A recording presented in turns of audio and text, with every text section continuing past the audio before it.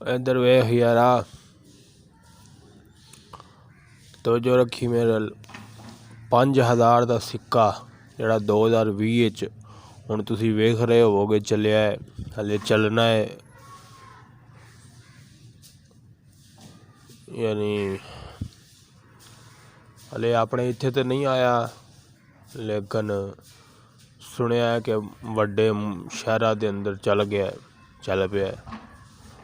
मेरे कोल तस्वीर पहुंची है ना जिस वक्त वो सिक्के दी, मैं दोस्तां नूं दस्सिया, मैं कहा यार है वेखो 5000 का सिक्का तुहाडी हुकूमत पंजाब ने वो लागू कर दिता है, सिक्का बना दिता है 5000 का।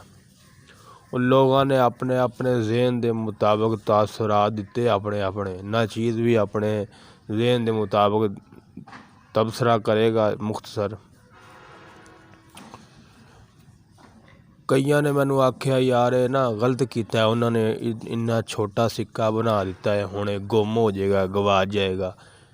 वो सही सी काम बेवकूफ़ी अगर की, उन्होंने छोटा कर दिता है, हुण जे डिग गया तो 5000 ते बनने लग गया। ज़्यादातर बंदियां ने मैनू इवें ही आख्या कि बेवकूफ़ी की है, नहीं सी होना चाहिए। मैं कहा यार बेवकूफ़ी तो की करनी, वो जो बैठा जो बेवकूफ़ा का सरदार होया है, वो सियाणे मिसाल देंदे ने कि बेवकूफ़ा नूं तो जो किसी ने कहा कि अपना सरदार चुनो तुसी, तुहाडी की ख्याल है सियाणे नूं चुनणगे। जो सरदार जो बेवकूफ़ा का बैठा होया है तो उन्हें तो यही उम्मीद सी, और उम्मीद भी की।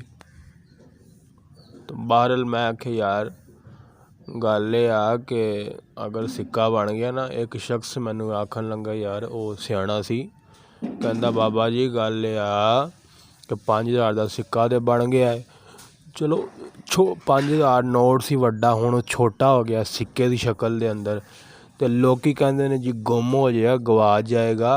वो कहंदा भाई मेरे गल ये आ कि जिंदे को 5000 का सिक्का होएगा, क्या वो इवें रखेगा कि गवाच जाए?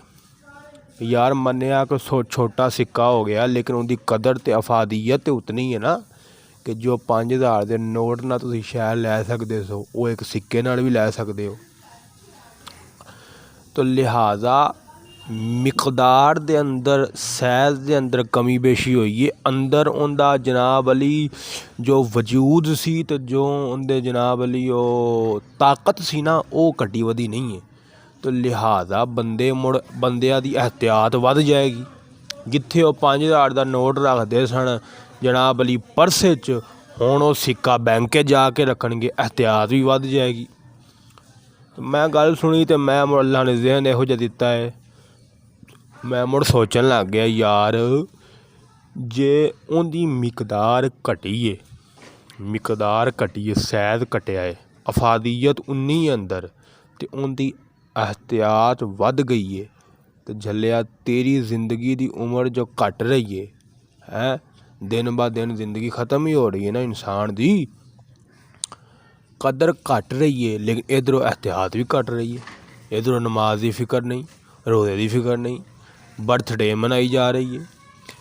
मैं आख्या जे सिक्का होवे ते मिकदार घटे, सैद घटे, अंदर अफादियत उतनी है, तो तेरी जिंदगी का दिन जो घटे तो थड्डू अफादियत भी कोई नहीं, तो फिर भी जनाब वाली तू तेरी एहतियात भी कोई नहीं, तो मुड़ जिमें 5000 ज़ाया हो जाते ही ना, उवें जिंदगी भी तेरी ज़ाया हो जानी।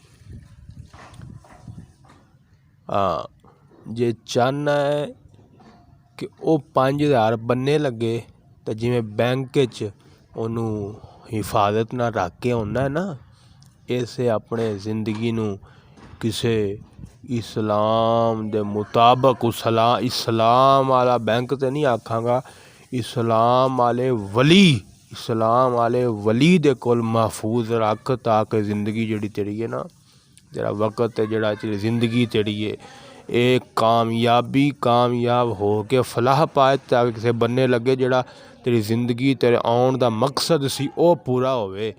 तो जो है वे